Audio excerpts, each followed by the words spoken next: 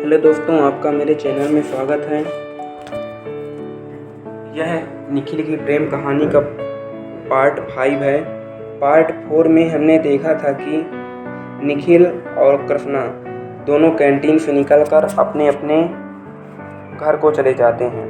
तो चलिए इस पार्ट में आगे क्या होता है मैं आपको बताता हूँ। तो चलिए कहानी को स्टार्ट करते हैं। पूरे 1 महीने तक निखिल कृष्णा के लिए ये सब करता रहा। धीरे धीरे कृष्णा के लिए उस पर गुस्सा भी कम होने लगा। अमित अमन भी उन लोगों में शामिल हो जाते। कृष्णा के साथ रहकर हंसना सीख गया था। एक दिन किसी बात पर हंसने लगा तो हंसता ही गया।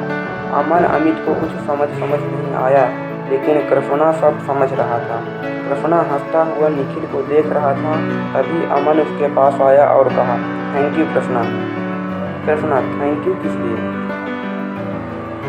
तो अमन जो किया उसके लिए, निखिल को बदलने के लिए कितना खुश दिख रहा है वो। Thank you so much Krishna. अरे डार्लिंग, इसलिए तो उसे इतना परेशान किया था कि वो अपनी सारी परेशानी भूलकर मुझ पे ध्यान दे। अमन, तुम उसे प्यार करते हो ना? कृष्णा ने कुछ सोचते हुए कहा, मम मुझे शर्म आती है, बाद में बताऊंगा कहकर वह वहाँ से चला गया। अमन वहीं खड़ा मन में कहने लगा, तुम बताओ या न बताओ, तुम्हारी आंखों में साफ दिखता है। कृष्णा अब बिल्कुल ठीक हो चुका था, पर इन सब में वह एक था जो अभी भी अपने दिल में निखिल और कृष्णा के लिए नफरत पाले हुए था, वो था रुख। 3 हफ्ते महीने निकल गए। निखिल और कृष्णा में नोक झोंक अभी भी होती थी, लेकिन अब दोनों अच्छे दोस्त थे। अमित और अमन का प्यार परवान चढ़ा और एग्ज़ाम के बाद दोनों ने शादी करने का मन बना लिया था। एग्ज़ाम में 1 महीना ही बाकी था। निखिल ने मन पढ़ाई में लगा लिया। एग्ज़ाम से पहले कॉलेज की तरफ से फेयरवेल पार्टी का नोटिस बोर्ड पर चिपका दिया गया था। बहुत एक्साइटेड थे सब लोग। ये 3 साल कैसे निकल गए निखिल का पता ही नहीं चला। फेयरवेल वाली रात तैयार होकर अमन के साथ कॉलेज पहुंचा। कृष्णा तो बस उसे ही देखते रह गया।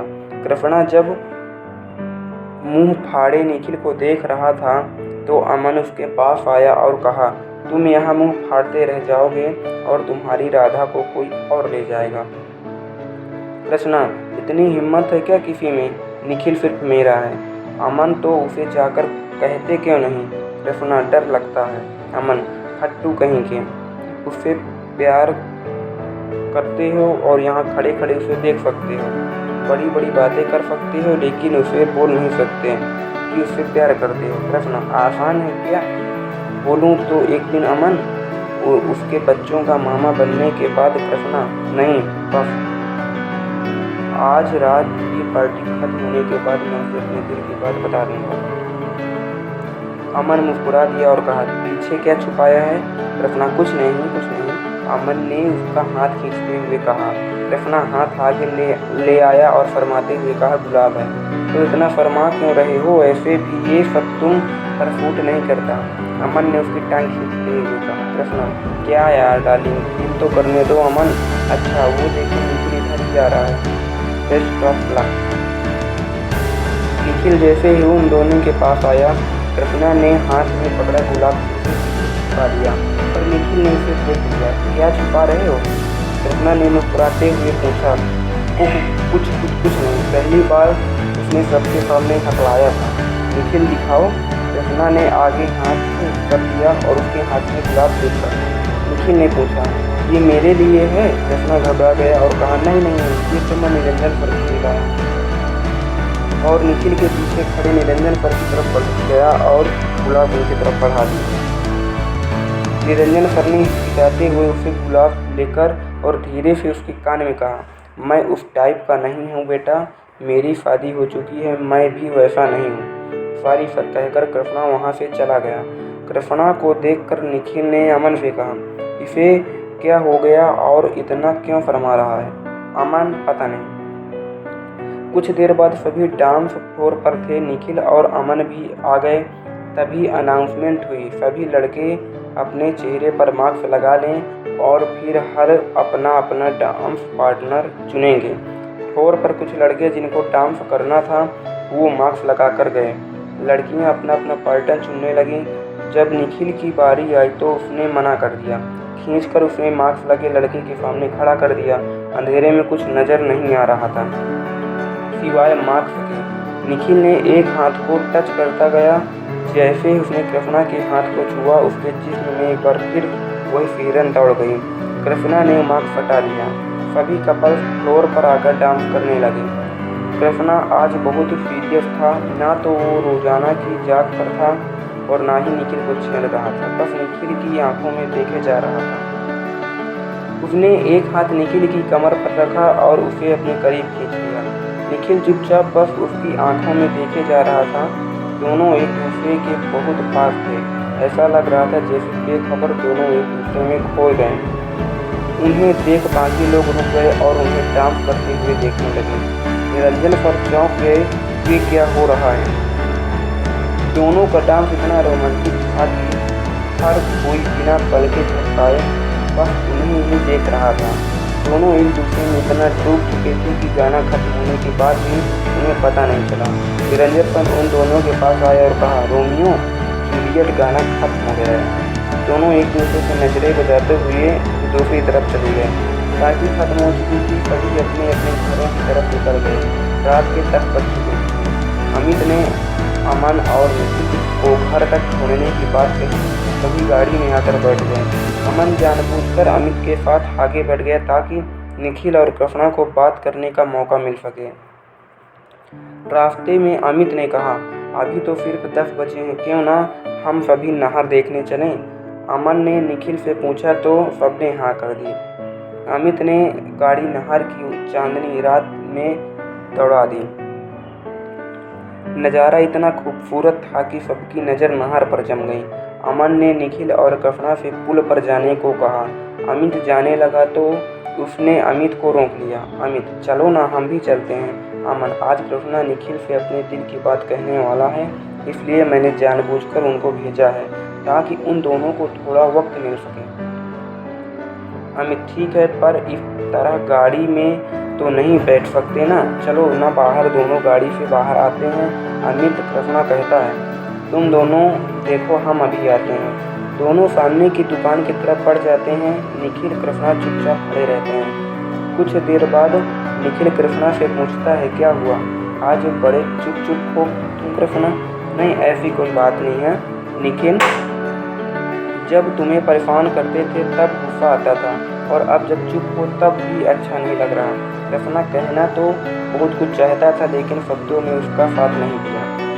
वो सिर्फ मुस्कुरा दिया। दोनों पुल पर खड़े नहर में झिलमिलाते चांद को देख रहे थे, पर कृष्णा कभी चांद को तो कभी निखिल को देख रहा था।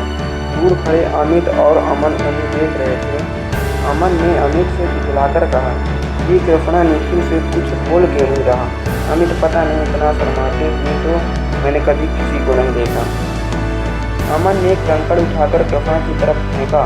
कृष्णा ने पलट कर देखा तो अमन ने आंखें दिखाई और बोलने का इशारा किया। कृष्णा ने हाँ में गर्दन हिलाई और निखिल की तरफ मुड़कर कहा, निखिल, मुझे तुमसे कुछ कहना है। हाँ कृष्णा, कहो, निखिल ने कहा। कृष्णा, वो मैं कहना चाह रहा था, वो निखिल। हाँ कहो, क्या कह रहे हो। कृष्णा, अरे तुमने खाना खा लिया। निखिल ने मुस्कुराते हुए कहा, अभी थोड़ी देर पहले ही खाकर तो आए सब साथ में। कृष्णा, हाँ हाँ खाया था, याद आ गया, मुझे कुछ और कहना था। निखिल, अच्छा कहो। कृष्णा, वो मैं तुमसे ये कहना चाहता था कि वो मैं हाँ हाँ कितनी अच्छी हवा चल रही है। निखिल हंसने लगा, ये बात कहने के लिए तुम मुझे इतना टाइम लगा रहे हो। हाँ मौसम अच्छा है, लगता है कहीं दूर बारिश हुई है, कहकर वो मुस्कुराने लगा। कृष्णा को अंदर ही अंदर खुद पर गुस्सा आ रहा था। वो इतनी छोटी सी बात निखिल को नहीं बोल पा रहा था। कृष्णा से कुछ ही दूर खड़े अमित ने अमन से कहा, मुझे नहीं लगता इस जन्म में ये बोल पाएगा। कृष्णा को उलझन में देख निखिल ने कहा, कुछ और भी कहना है तुम्हें। कहते कहते फिर अटक गया। उसने अपनी हालत पे रोना आ रहा था। निखिल ने उससे पूछा, क्या ना। कृष्णा, वो मैं ये कह रहा था कि रात बहुत हो गई है, तुम्हें हॉस्टल जाना होगा ना। निखिल ने हाथ में पहनी घड़ी में देखते हुए कहा, हाँ 11 बज रहे हैं और अब हमें चलना चाहिए। कहकर वो गाड़ी की तरफ बढ़ गए। कृष्णा वहीं खड़ा रह गया और अमन और अमित कृष्णा के पास आए तो अमन ने उसकी पीठ पर मारते हुए कहा, तुमने एक छोटी सी बात नहीं बोली गई डार्लिंग, इतना आसान भी नहीं है। जब तक मैं उसके दिल की बात नहीं जान लेता उसे कैसे कह सकता हूँ कि मैं उससे प्यार करता हूँ। कृष्णा की बात अधूरी छोड़ दी। अमन, वो जा रहा है मगर उसे पलटकर देखा तो मतलब उसे प्यार है। कृष्णा, क्या कुछ फालतू की बातें कर रहा है? ये 1990 का आइडिया है जो सिर्फ फिल्मों में होता है। अमन, तो तुम दोनों की कहानी कौन सी तुमसे कम है क्या? मैं 3 तक गिनती इसलिए अगर वो देखता है कि मुड़कर 2 दिन से प्यार करता है तो बिल्कुल मामला साफ है। कृष्णा कुछ कहता उससे पहले ही अमन ने गिनना शुरू कर दिया। 1 2 3। कृष्णा ने अपनी आंखें बंद करके दिल में कहा, निखिल निखिल पलट पलट पलट। निखिल ने सब पे चलने को कहा और निखिल के पलट को देखा। सभी अगर गाड़ी में बैठ गए। अमन और निखिल के साथ साथ छोड़कर अमित और कृष्णा घर आ गए। निखिल और अमन जब कॉलेज पहुंचे तो हर कोई निखिल को देख रहा था। निखिल को समझ नहीं आया। निखिल पार्किंग से निकलकर अंदर जाने को था तो रास्ते में रवि और उसके दोस्त मिल गए। निखिल को देखते ही सब जोर जोर से गाने लगे। आजकल तेरे मेरे प्यार के चर्चे हर जबान पर। वैदेही ने जब उनकी तरफ देखा तो वो जोर जोर से हंसने लगे। निखिल आगे बढ़ गया पर हर किसी की नज़र निखिल पर थी। निखिल चलकर कॉलेज की नोटिस बोर्ड की ओर बढ़ी। वहीं पर बहुत भीड़ इकट्ठा हुई थी। निखिल सबको फाइट करके आगे गया। जब उसने नोटिस बोर्ड देखा तो उसकी आंखें भर गई। बोर्ड पर लिखा था, निखिल आई लव यू, और उसके नीचे निखिल और कृष्णा की रोमांटिक तस्वीर थी। भीड़ से निकलकर निखिल बाहर आया। आगे क्या होता है? कृष्णा की निखिल की बोर्ड पर इतनी भयंकर बेइज्जती हो गई पूरे स्कूल के सामने। आगे निखिल कृष्णा के ऊपर क्या रिएक्ट करता है, कहानी आगे और इंटरेस्टिंग होती जाएगी। यह कहानी का पार्ट 5 है। आगे का पार्ट मैं जल्दी ही अपलोड करूँगा, तो बने रहिए मेरे चैनल पर। चैनल को सब्सक्राइब कर दीजिए और वीडियो को लाइक कर दीजिए। मिलते हैं अगले पार्ट में, तब तक के लिए नमस्कार।